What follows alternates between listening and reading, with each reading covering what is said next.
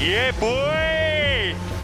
Concerns about the high-frequency bouncing of some F1 cars this year have reached a new peak, with a warning that a major crash will happen sooner or later. This spurred the FIA to take action, releasing a flurry of safety-related adjustments that will require teams to either cure their issues or change their setups. So how well will this function in practice? What will the ramifications be for the pecking order? And why is this even necessary in the first place? Let's find out. It isn't a complete revision to the technical regulations, but it is a significant step nonetheless, thanks to an in-season intervention by the FIA, which will force teams to protect their drivers. Following the advent of F1's all-new design regulations for 2022, excessive bouncing of cars has become an unforeseen concern, Mercedes being one of the worst affected teams. F1's governing body has taken action after Lewis Hamilton complained about the problem throughout the season. Still, the bumpy Baku street track at last weekend's Azerbaijan GP exacerbated the problem and put the seven-time world champion in significant discomfort after the race. The FIA issued a technical guideline ahead of the June 19 Canadian Grand Prix that will require teams battling with bouncing to change their vehicle configuration to safeguard their drivers, limiting the degree of vertical oscillations being implemented. The FIA has not confirmed if the regulations would be enforced in Montreal, even though the news came less than 24 hours before Friday's first practice session at the season's 9th Grand Prix. Following the 8th round of the 2022 FIA Formula One World Championship, during which the phenomenon of aerodynamic oscillations, porpoising, the new generation of Formula One cars was once again visible. The effect of porpoising during and after the race on the physical condition of the drivers was clearly visible, with many drivers experiencing up to 10 G's worth of force on their necks and backs, none of this being healthy or safe for the drivers. The FIA, as the sport's governing body, has decided that in the interest of safety, it is necessary to intervene. In order to do this, they would have to ensure that the new generation of Formula One cars are better suited to be driven. Is porpoising a serious issue for drivers? The FIA stated that it would launch an inquiry on ways to eliminate porpoising in the medium term in consultation with teams. According to the statement, concerns about the discomfort and distraction caused by porpoising potentially distract drivers and trigger high-speed collisions. Safety concerns had been raised by Hamilton, Mercedes teammate George Russell, and team president Toto Wolff since the beginning of the season. However, with more vehicles suffering in Baku, there was nearly unanimous backing. Several other drivers spoke out, including Daniel Ricciardo of McLaren, who stated that he was willing to assist push-through improvements to safeguard his competitors. On the other hand, Red Bull team president Horner questioned the veracity of Mercedes' allegations in Baku, suggesting the Silver Arrows were attempting to force a change in regulations to reduce the gap on their competitors after a disastrous start to the season. Mercedes has struggled to keep up with Red Bull and Ferrari, with bouncing troubles causing the 8-time Constructors' champions to fall behind. If their teams fail to comply with the FIA's new plan to combat porpoising in Formula One, under a new technical directive, drivers may be penalized from the Canadian Grand Prix. The FIA has changed its standards in an attempt to fight porpoising, which has raised safety concerns among drivers. The FIA has declared that long-term steps would be taken to reduce or eradicate porpoising.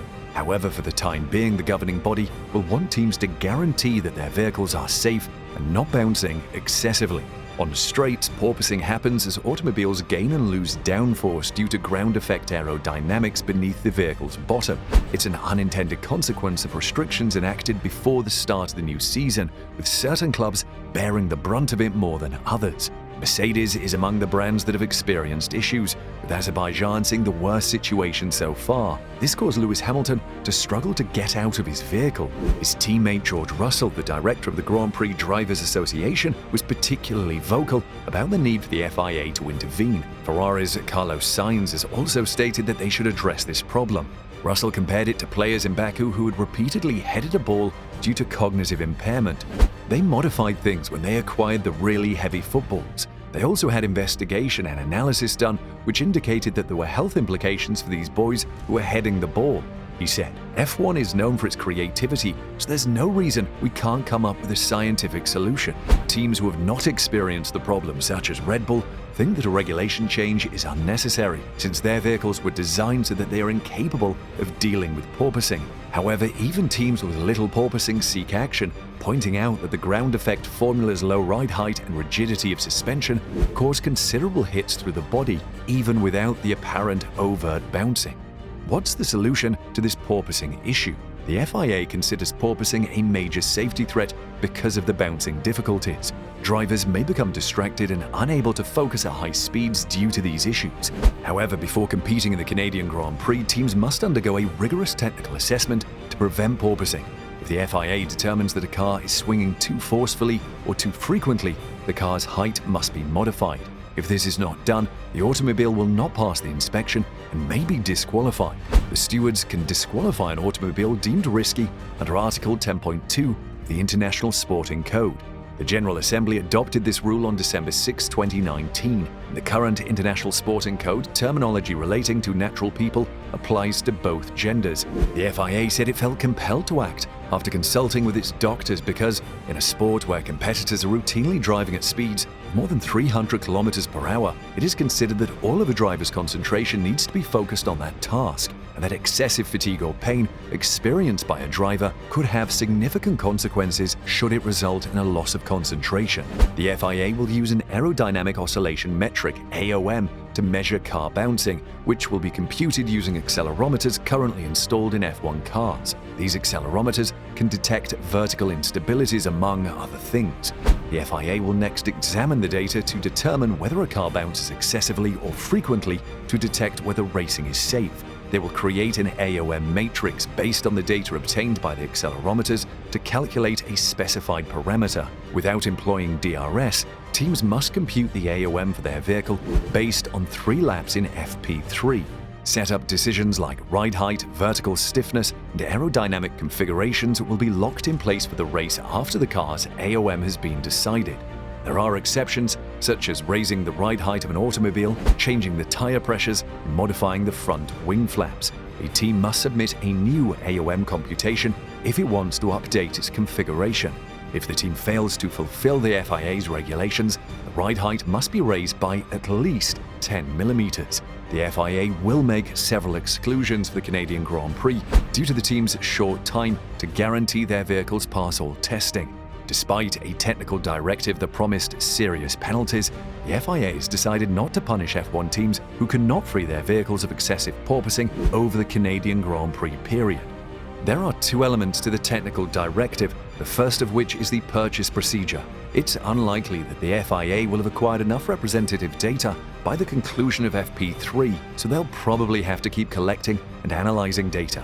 As a result, unless a representative quantity of data is being collected, the second half of TD, namely potential action against non-compliance, will not be taken. For example, the floor may be reinforced with an additional stiffening stay installed further forward than the one already in place. Furthermore, teams can stiffen the top surface of their flooring in ways that may or may not entirely comply with existing requirements or partially protrude outside the regulated volume. Any infractions made to reduce porpoising will, however, be disregarded. If these ideas prove beneficial, they will be formally introduced at a future Technical Advisory Committee (IAC) meeting. The International Automobile Federation (FIA) will seek permission from the World Motorsport Council (WMSC) as soon as possible. A WMSC meeting is scheduled for the end of June 2022. The new F1 2022 regulations were beneficial to some, but were disastrous for others. Although the FIA is working to make these regulations more equitable and advantageous to all racers, it's difficult not to worry if the new rules will impact race quality over time. Do you believe these regulations will have an impact on the racers? Comment below.